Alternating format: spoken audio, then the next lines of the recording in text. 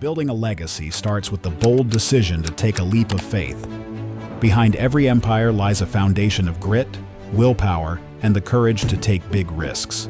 Welcome to Entrepreneurship Unlocked, where world shakers in the business world gather to share their stories. We're diving deep into the mindset of the modern entrepreneur to show you exactly what it takes to become truly unlocked. Join us in the pursuit of excellence with your host, Seth Rudin. This is Entrepreneurship Unlocked. Good morning. This is Seth Rudin from Entrepreneurship Unlocked. Thanks for joining our next show. I am joined by Anita Moorthy. I have the pleasure of having the CMO and co-founder of Rocksalt AI. We have a very exciting episode on how AI is rewriting marketing. Anita, can you introduce yourself more? Great. Thank you, Seth, so much for having me on the show. Yeah, my name is Anita Moorthy. I'm the CMO of Rocksalt AI, as Seth said. My background has always been in marketing. I've done marketing for 25 years, led several companies in different industries, from fintech to cybersecurity, and have worked in India, Europe, as well as the United States. So I've seen sort of different waves of marketing, and it's an exciting time to be in marketing now. It's excellent. And you're global. You're in London where you live, and you support companies worldwide in their marketing and AI efforts? That's right. Yes. I sit in London. The rest of the team is in San Francisco. So I shuttle back and forth between the two countries. Excellent. Hopefully you can sleep on planes. Yes. I've learned that very valuable skill to sleep on planes. Very good. And just for the audience, I'm Seth Rudin. If this is your first episode, I am a senior M&A broker selling businesses in the Pacific Northwest and the West Coast of the United States. And I just like having great conversations with great people like Anita, who are performing a service for B2B or in the M&A space, or just have an interesting story. And today I'm really excited about how marketing is really changing with AI. And with that, let's get right into it. So how has the buyer's journey changed with AI? Yeah, Seth, that's a good question and probably gives good context. If you think about what we did, what we've always done when we're looking, let's say for if I'm a business and I'm trying to sell my company, what would I do? I typically would have either asked people in my network, like, hey, I'm thinking of selling my business. What do you think? Do you know anybody that can help me? That's always been there. That's word of mouth. The other thing I would have done is I would have Googled to see, what other people who are looking to sell their businesses have done. So I would have Googled for certain terms, searching for services that could help me to assess my business and to sell it, right? And so that was my buyer journey before: Google or ask people. And so the way a business like yours would have responded, or other businesses would have responded, is by making sure that they have a lot of content created around questions people ask, and then have optimized it for Google, so that when I search, somebody's information and business shows up, and it'll be either their own on their website, or maybe part of some top 5 best companies that do this, right? That was our journey before. 100%. So now what has AI come and done? The biggest impact I think AI has done is it has made all the blue links that you had to go through have now been replaced by concise answers to your questions. The other big thing is, when you Google, typically the average is like 6 words you would put in the Google search. But now with AI, you've been trained to give, a whole page of description about exactly the context that you have. And then the system goes off and tries to find the answer based on all that context that you've given. So that's what's happening. So the new buyer journey, basically, I see it in 2 parts. When someone is in market, like if I was actually looking to sell my business, I'm mainly going to be in AI tools like, ChatGPT or Claude. I'm still going to ask my network of people that I know. So the word of mouth continues to be there, but instead of going to Google, I'm now going to AI. That's the part. But there's also another part. Before I'm in market to sell my business, what am I doing? What are most people doing? They are scrolling through feeds. So everybody is in some sort of community when they're not looking for something specific, right? So for a lot of B2B businesses, that could be LinkedIn. For other people, it could be Slack communities, Discord, Twitter. There's lots of different places where you're just scrolling because your people are there. Mm-hmm. So really, if you think about the full buyer journey, it encompasses both of those pieces. The part before you are problem aware or, in research mode where you're just scrolling, and then this other part where you're actually actively researching for a solution for a problem you have. Are people still in the application phase where they're going to both? They go to AI and they're like, well, is that real? Then they go back to Google or Bing or whichever and saying, okay, what do I get here? Absolutely. I think when we first, I would say the first year when AI came out, I feel like people had this immense trust in AI and they would just take it. And it's like convenience over accuracy was fine. But as people have now seen that AI can actually make up a lot of stuff, I think people are doing an initial search, but I think they're validating either with Google and seeing some links or with people. And I think that is, if you see a common thread in my conversation today with you, Seth, I think the importance of people in marketing, experts and expertise in marketing is going to have more and more value as people are trying to figure out if what they're hearing in AI is truth or not, is credible or not. So I don't know if that answers your question, but that's basically it. And just one last thing. A lot of people focus on the second part on the AI and searching for AI.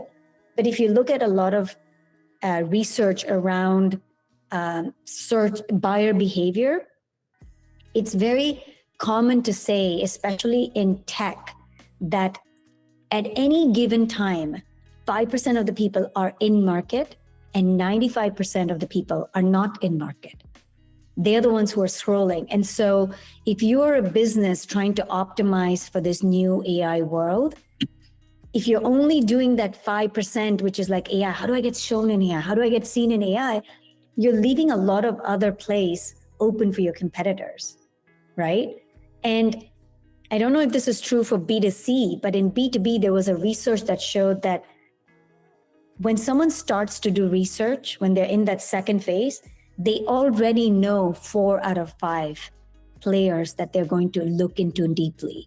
How have they known that? Because they've come across them passively.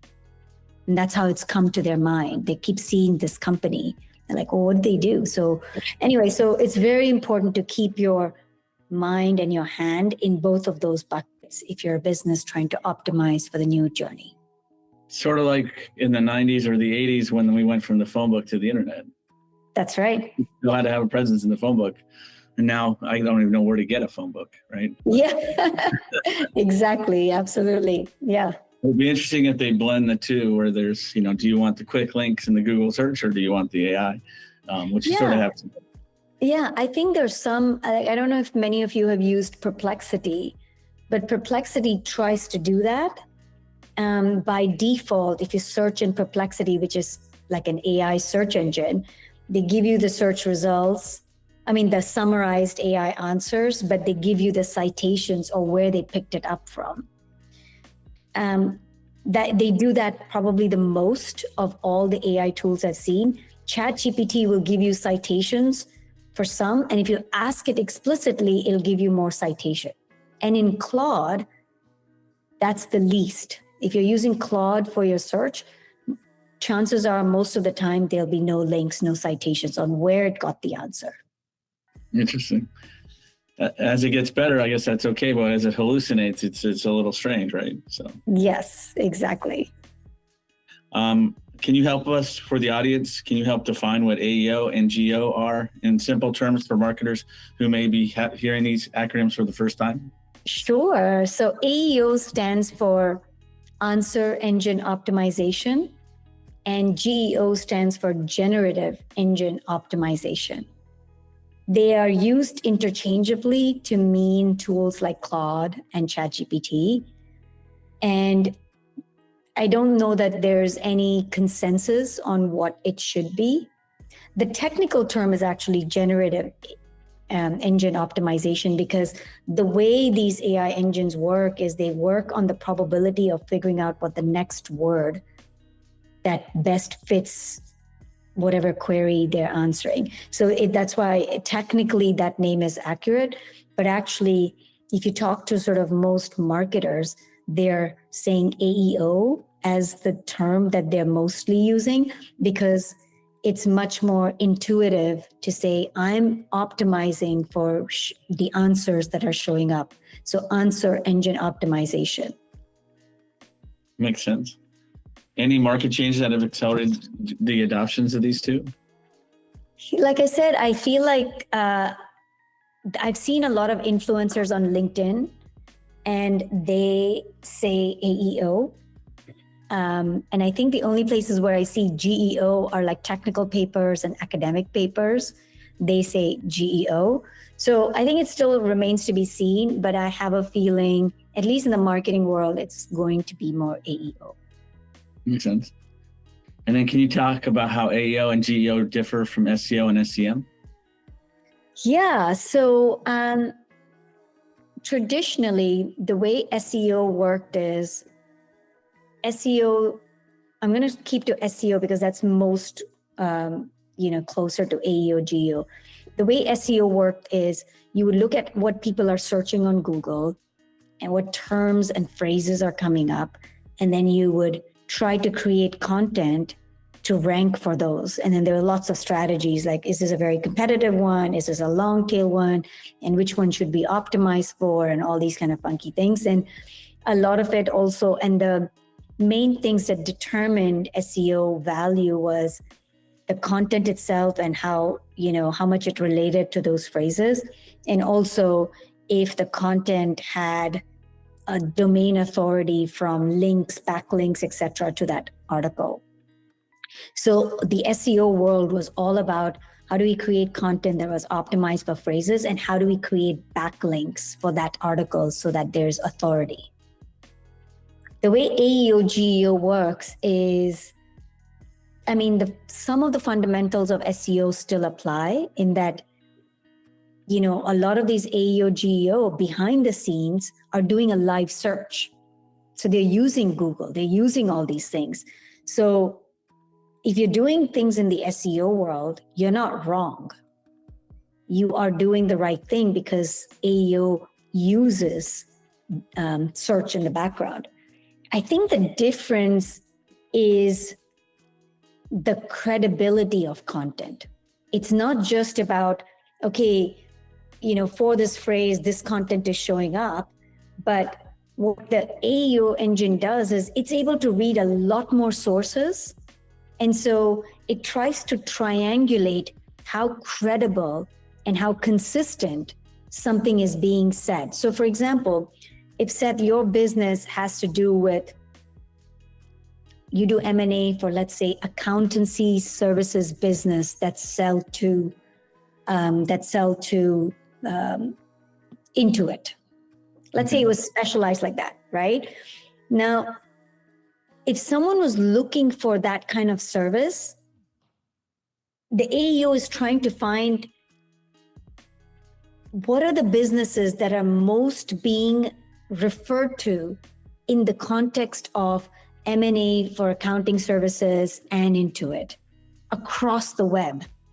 Right, I understand. It's not just on your site, you're mentioning it, but are other people talking about Seth Rudin's competency in this area on Reddit, on LinkedIn, in industry publications around, accounting services, right? That credibility is the factor that's different than SEO. So it's not just about creating optimized content, it's about creating optimized, credible content, if that makes sense. So if you're marketing a product, whether it's dog food, medical service, et cetera, you want your name to be in many places and not ones that you had influence on with a backlink. Exactly. And consistently. So one of the strategies that you should do, which is in your control, is to make sure that you can audit all the places where your service is being mentioned and make sure that it's being mentioned in the same way. And you're consistent about how it's being talked about, how it's being described. In the technical world, it's called entity relationship. So what is the relationship between Seth's business and what he does and who he helps? All those kind of things are similar in all the areas. So Very that's good. One of the biggest, I think, differences. And then that leads into how should brands rethink content creation for AI generated answers and AI search experiences? Yeah, I think there's a lot of people that are focused on getting tools that are showing you visibility in these things and seeing how you can increase your ranking in these tools. And I think there's definitely some value in understanding how visible you are. But that world is changing so much, Seth. Every day it's changing. It changes based on your content. Like you and I can ask the exact same questions in our ChatGPT or Claude, and we're going to get completely different answers because we have memory and context that the system takes into account. Then there's geo implication. If you ask something and I ask something because I'm sitting in London, the answers are going to be different. And also the sources that are being searched often in the background are changing based on the tweaks that these AI companies are doing to improve their algorithm. So I think it's like a cat and mouse, game if you're trying to just optimize for this. My suggestion is instead go back to basics. Like the AI is only trying to do the right thing by your buyers, right? So if you understand where your buyers are and what are the questions they're asking, and if you try to make sure that you're answering those questions on your own website, and then B, you are in places where your buyers are talking. Let's say your buyers are on, Twitter, right? If you can find the relevant conversations around that space and give your point of view and talk about what it is that you think should be done and answer the buyer's questions there, then you're seeding the system with the responses and your business that should be sort of related together.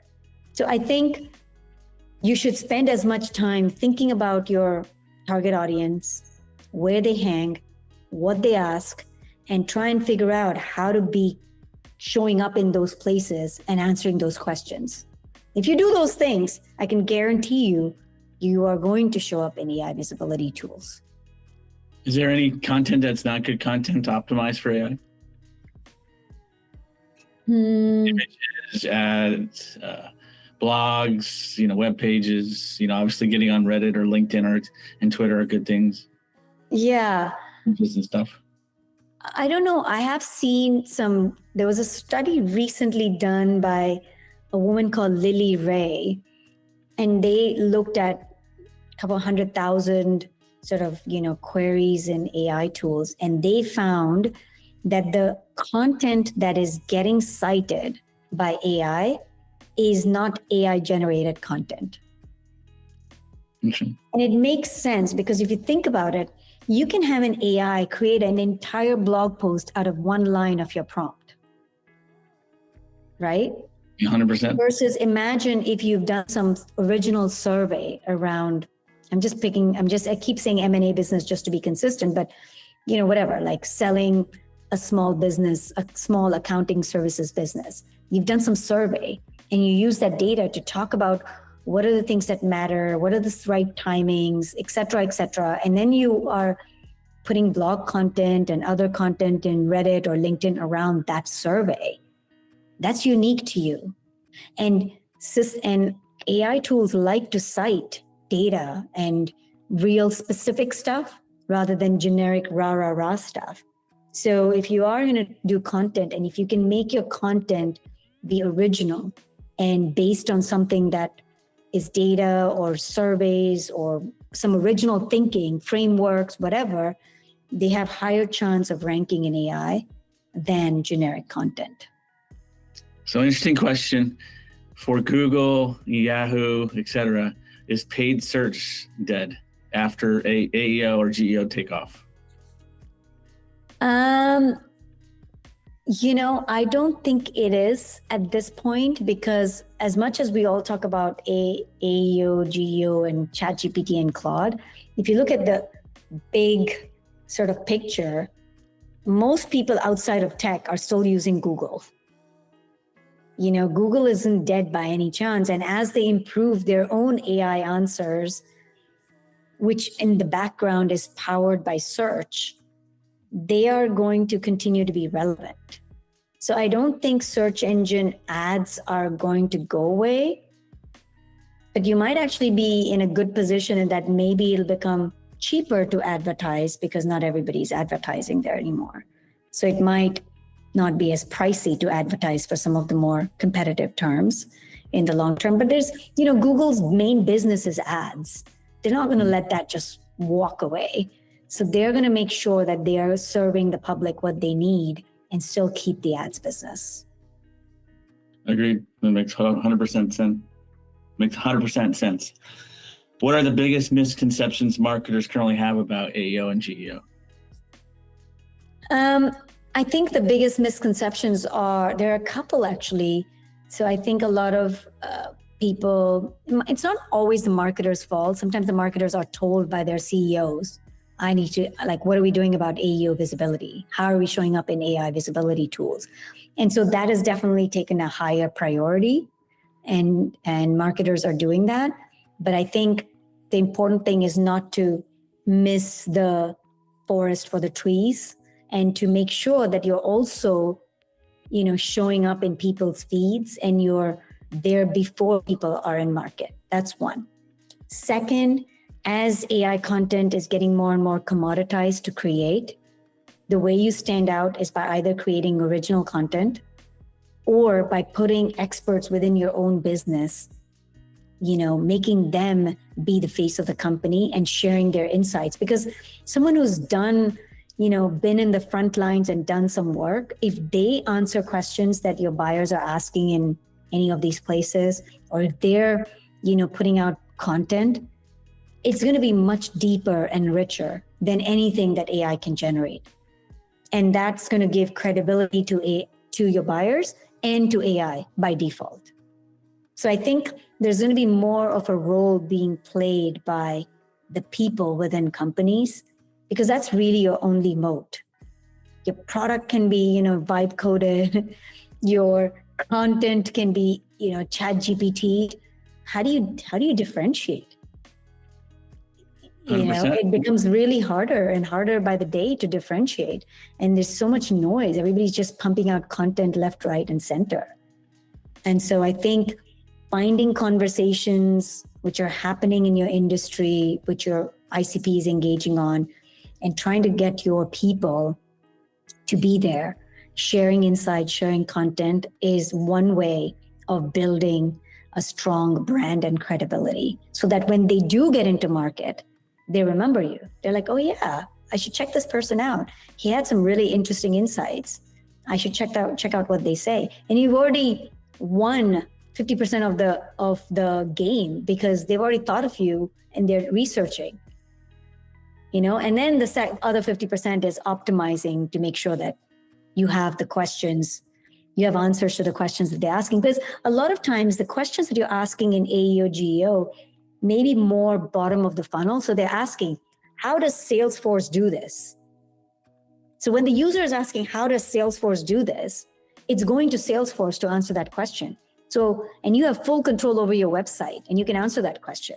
So think of your website as optimizing for questions that your users may be asking when they're specifically looking at you and comparing you to maybe your competitors.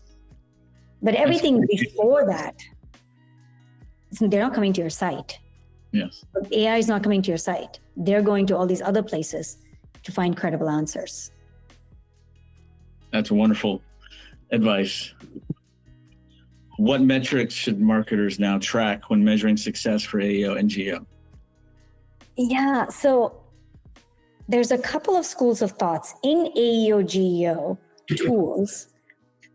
The prevailing sort of, or the new thinking is, don't worry about, what percentage visibility you're getting. You're like 40% of the queries are now showing your company's name or whatever, because it's made up. Like all these AEO GEO tools, what they do is they synthetically make up queries that they think your buyer might be asking. And then they poll all these AI tools with those questions multiple times to see how you're showing up versus your competitors are showing up. But a bigger thing to optimize in the AI tools is to see what is your rank versus, so forget about the percentage, are you showing up first and then HubSpot and, whoever the other competitors are you showing up 10th? Because if you think about human psychology, they probably will take the top 3, 4, 5, right? They're not going to take the bottom. So you want to sort of see what your relative ranking is rather than think about moving absolute numbers. So that's in the AIO GEO tool.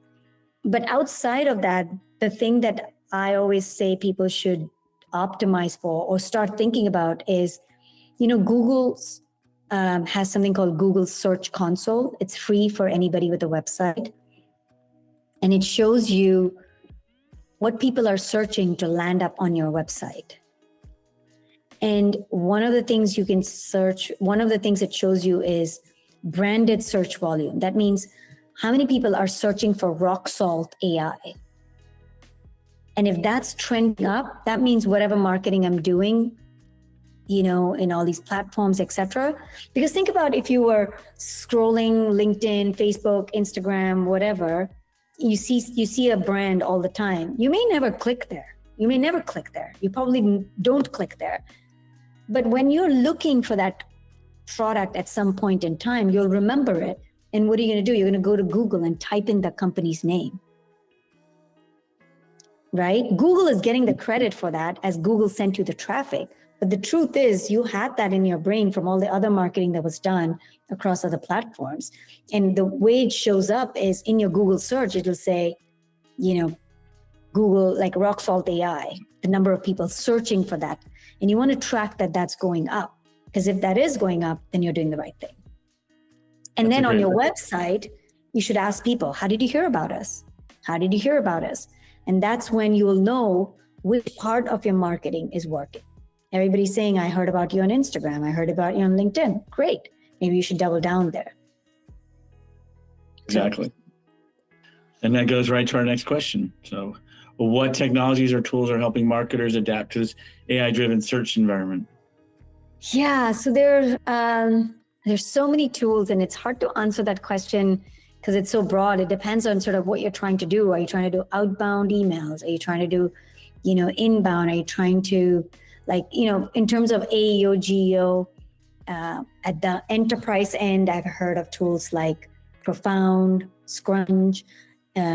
Middle, I've heard of Peak AI. I've heard of, what's the other tools? There's a whole bunch, Tracker, Gumshoe, I think. Yeah, Gumshoe is another one I've heard of. So there are loads of tools. My suggestion is go for the cheapest tool. So it gives you a baseline. And then do all these other things that I'm talking about. Don't try to just go for an expensive tool. You just go for like a basic tool that allows you to put in a bunch of prompts and see how you're showing up and have that as your baseline. So that's on the AEO GEO side. I think there are companies like Rocksalt that can help you in generating awareness before someone is in search.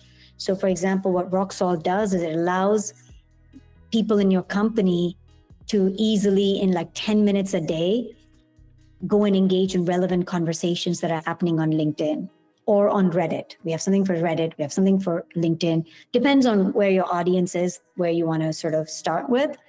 But Reddit, interestingly, is also something that can help people who are thinking about the optimizing the second bucket in the AEO, because, the way these AEO, GEO engines work is they look for user-generated content. like, what are people who are using this product saying? So if you asked about, how does, I don't know, this tool work or whatever to your AI tool, in addition to what the company is saying on their own website, they're going to double check Reddit. What are people saying about Reddit is so important. So it's where your reputation like basically dies or lives or dies in Reddit. So for a lot of businesses, being in Reddit is not just about being where your buyers are, but it's like training the LLMs to say the right things. It's very hard to gain Reddit, but that's also why I think places like Reddit are going to only go up in importance, not down in importance. As everybody is, putting out tons and tons of content that's easy to put, the LLMs are going to learn that where they can find credible content that cannot be gamed are places like Reddit. So Reddit will, I think, continue to grow in importance. So that's why we have an offering to help companies that have zero Reddit presence go from like zero karma, as they call it, just trying to build your standing so that you can eventually influence threads that are ranking in Google search, which is a proxy for ranking in LLMs. Anita, that's amazing. Your forward-thinking process and your ability to articulate it in an easy way to understand was awesome today. It's really my honor to have you on here. I hope my audience, I know I'm going to benefit from this and I'd be able to. Thank you so much for joining us on today's show. Amazing. Thank you so much, Seth, for having me. And I really appreciate the questions. They were great, spot on questions. Great. And Anita's contact will follow in the next as we close out. And thank you for joining this episode of Entrepreneurship Unlocked. We'll see you next time. You can find our episodes on YouTube, Spotify, Amazon, and thank you so much. Thank you. Thank you, Seth.